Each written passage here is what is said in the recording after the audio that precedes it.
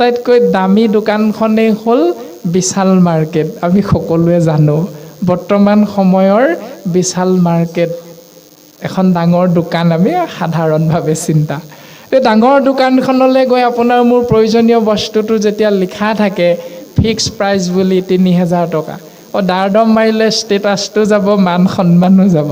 গতিকে বান্ধি দিয়ক বুলি কওঁ, ৩০০০ টকা ATM কাৰ্ডটো চুৱাইপ কৰি দিওঁ, নহ'লে পকেটৰ পৰা উলিয়াই দিওঁ। দিয়াৰ পাছত আমি বস্তু লৈ গুচি আহিলোঁ।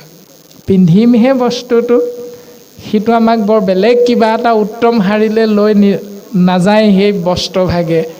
তাৰ পাছত যেতিয়া আপোনাৰ মোৰ প্ৰয়োজনীয় দেহৰ কাৰণে অতীৱ প্ৰয়োজনীয় শাক পাচলি, এটা কলডিল, এটা পচলা, বাঁহৰ গাজ, ঢেকীয়া কেইটামান নেমু টেঙা, এই কাপোৰ এখনত মেলি যেতিয়া ফুটপাথত পৰি থাকে, তেওঁৰ লগত কি কৰোঁ বাৰু?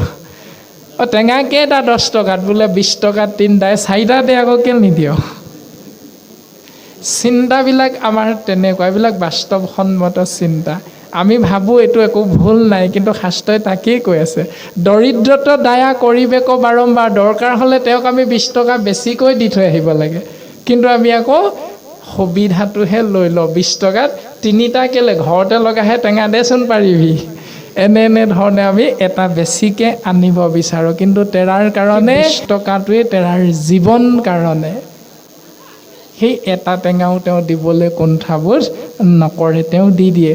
তেওঁ ধনী নে আপুনি মই ধনী? এতিয়া বিশ্লেষণ নিজে কৰক। তেওঁ দুখীয়া নে আপুনি মই দুখীয়া? বিশ্লেষণ নিজৰ কৃষ্ণ।